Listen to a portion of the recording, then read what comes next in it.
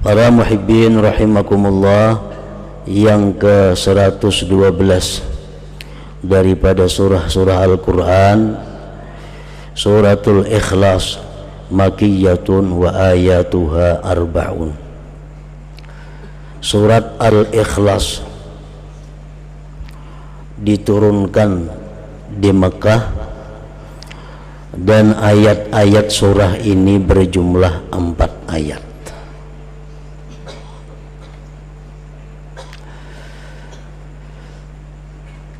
Dinamakan surat ini surat Al-Ikhlas karena orang yang mencintai membaca surat ini akan dapat ikhlas beribadah kepada Allah Subhanahu wa ta'ala. Dan lagi bukan hanya Al-Ikhlas nama surah ini, para ulama mengatakan bahwa surat ini sampai mempunyai 20 nama. Yang demikian menunjukkan kemuliaan dan kelebihan surah ini. Antara lain disebut pula surah ini dengan suratul wilayah, surah wilayah, artinya surah kewalian. Kenapa demikian? Karena barang siapa mencintai ini surah dan mengekali membacanya sara waliyan lillah, dia akan menjadi salah seorang walinya Allah Subhanahu wa ta'ala. Disebut pula surat ini suratul ma'rifah karena orang yang memahami surat ini dan mencintai serta memperbanyak membacanya, dia akan diberi Allah ma'rifat kepadanya. Macam-macam nama surat ini yang menunjukkan kelebihannya. Nah, para muhibbin rahimakumullah, sangatlah banyak hadis-hadis dari Rasulullah sallallahu alaihi wasallam yang menggemarkan kita untuk membaca surat ini. Antara lain yang pertama sabda beliau sallallahu alaihi wasallam, ayajizu ahadukum ay yaqra'a thulutsal Qur'an fi lailah, faqalu ayyuna yutiku dzalik ya Rasulullah, faqala Allahul wahidus samad thulutsul Qur'an, akhrajahu Muslim. Sabda Rasulullah sallallahu alaihi wasallam, adakah tidak mampu salah seorang kalian membaca sepertiga Al-Quran pada malam hari? Ujar Nabi, mampulah ikam wahai sahabatku membaca sepertiga Al-Quran di malam hari. Ujar para sahabat, siapa nangkawa demikian wahai Rasulullah, kami gak ada sanggup. Rasulullah bersabda lagi, surat Qul huwallahu ahad ini adalah sepertiga Al-Quran. Artinya orang yang membaca satu kali suratul Ikhlas ini, dia sama dengan orang yang membaca sepertiga Al-Quran pahalanya. Dalam arti pahala pokok.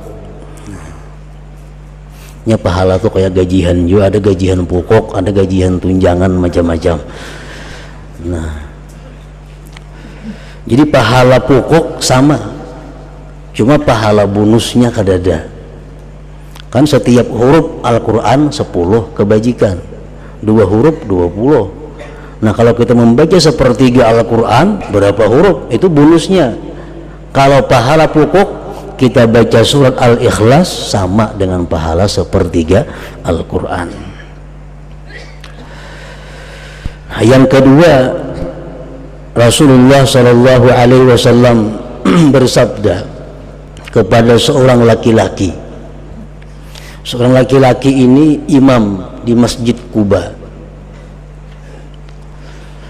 Nah, laki-laki ini jadi imam membaca surah hingga qul huwallahu ahad.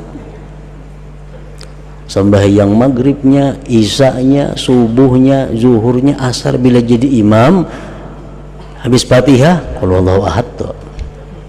Rakaat pertama, rakaat kedua, andai kata dia ingin surat yang lain, tetap ada qul huwallahu ahad itu. Habis itu kena sambung surat yang lain. Pokoknya setiap kali inya sembahyang mesti dibacanya suratul Ikhlas ini. Dilaporkan orang kepada Rasulullah sallallahu alaihi wasallam. Dipanggil oleh Nabi, ujar Nabi, "Wa ma yahmiluka an taqra'a hadhihi surah fi kulli rak'ah?" Apa yang mendorong engkau? Apa yang mendorong engkau membaca surat ini tiap-tiap rakaat? Faqala ya Rasulullah inni uhibbuha. Wahai Rasul, ulun katuju lawan itu surah. Ulun suka. Faqala Rasulullah sallallahu alaihi wasallam, inna hubbaha adkhalakal jannah. Bahwa kecintaan engkau kepada surah qul huwallahu ahad itu memasukkan engkau ke dalam surga. Rawahu Tirmidzi.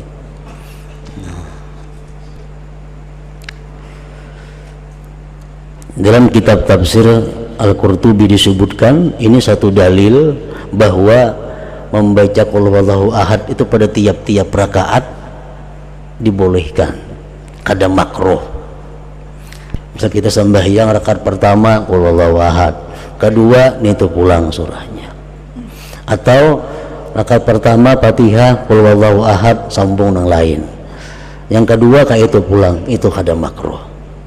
Bahkan itu mempunyai fadilat yang besar kalau didasari kecintaan kita kepada membaca surat itu. Yang ketiga, Rasulullah sallallahu alaihi wasallam bersabda, "Man qara'a qul huwallahu ahad fi maradihi alladhi yamutu fihi lam yuftan fi qabrihi wa amina min dagtatil qabr wa hamalathu al malaikatu bi akuffiha hatta tujizahu min as-sirat ila al-jannah." Rawahu Abu Nuaim. Siapa, ujar Nabi kita, yang membaca qul huwallahu ahad pada waktu dia sakit garing, yang mana dia mati pada garing itu. Ini garingnya, bacanya qul huwallahu ahad sekali, garing aja berbulan-bulan, mati akhirnya. Dia tidak akan difitnah di dalam kubur, artinya bisa menjawab munkar nakir, aman daripada himpitan kubur, aman daripada himpitan kubur, dan malaikat akan membawa dia melalui sirat sampai masuk ke dalam surga. Nah, ini keutamaan surat Ikhlas ini. Jadi bila kita garing baca qul huwallahu ahad sekali, andai kata kita kada sigar-sigar, mati akhirnya, mati dalam keberuntungan. Nah, kita ingatakan kita kah, siapakah kawan kita, keluarga kita nang sakit, suruh membaca suratul Ikhlas sekali. Nah, andai katanya sigar, nah, batal sudah. Karena mun garing baca bahasa pulang. Nah, garing nang inya mati pada garing itu. Bi maradihi alladhi yamut.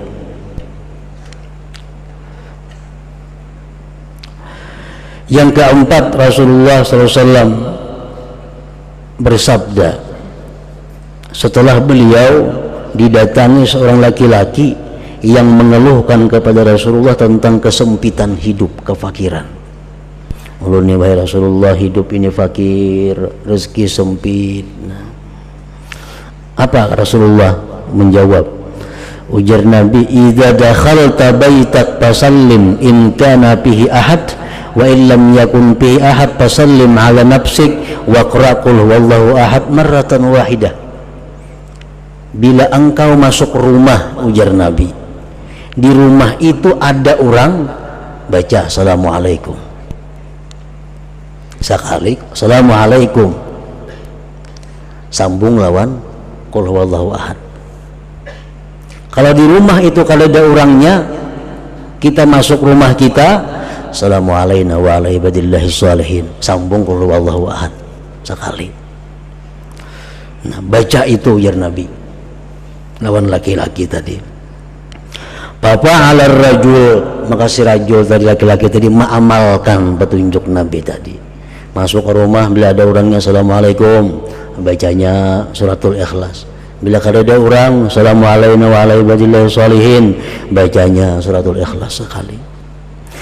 Fa'adarrallahu alaihi rizqa hatta afada ala jiranih, Allah melimpahkan rezeki kepada laki-laki tadi sampai dia bisa memberi kepada tetangga-tetangganya. Nah, jadi suratul Ikhlas mempunyai manfaat faidah baik dunia maupun akhirat.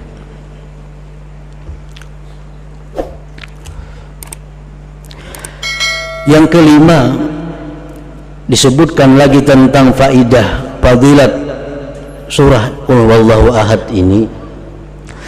Annahu kana Jibril alaihi salam ma'ar Rasul alaihi salatu wassalam id aqbala Abu Dzarr al-Ghifari faqala Jibril hadza Abu Dzarr qad aqbal. Sewaktu Nabi kita berjalan bersama Jibril alaihi salam, tiba-tiba datang sahabat Nabi yang bernama Abu Dzarr al-Ghifari. Ujar Jibril, nah Abu Dzarr datang wahai Rasulullah. Ujar Nabi, awa ta'rifuna, ikam kenal kalawan Abu Dzarr itu? Kan Jibril biasa kalau datang ke itu cuma Nabi urusannya. Setelah ketemu Nabi sampaikan wahyu boleh. Ini kada tuh ujar Jibril, Abu Dzarrin datang. Nabi kan tahu kawan Abu Dzarr itu wahai Jibril.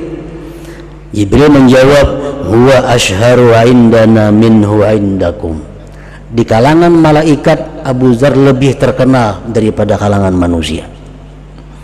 Abu Dzarr kalau di malaikat wahai Muhammad terkenal lebih daripada di bumi ini. Bersabda Nabi kita, berkata Nabi kita, bimaza nala hadhil fadilah, kenapa dia mencapai ini fadilat wahai Jibril, keutamaan ini dengan sebab apa dia capai? Jibril menjawab, likasrati qiraatihi qul huwallahu ahad, karena Abu Dzarr ini banyak membaca qul huwallahu ahad ini.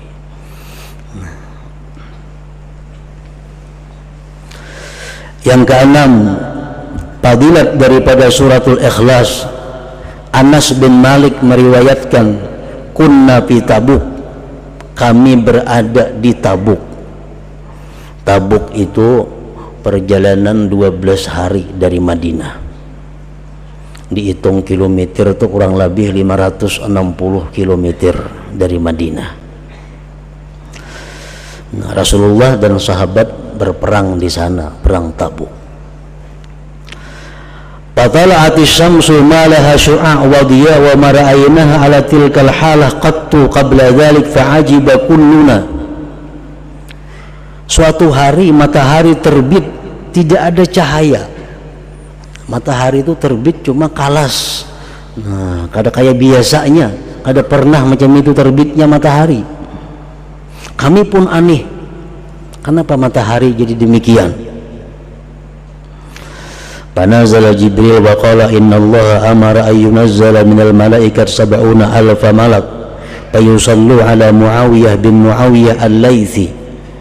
Jibril turun mengatakan kepada Rasulullah SAW bahwa Allah memerintahkan 70.000 malaikat turun untuk menyembahyangkan jenazah Muawiyah bin Muawiyah al-Laythi, sahabat Rasulullah yang tinggal di Madinah.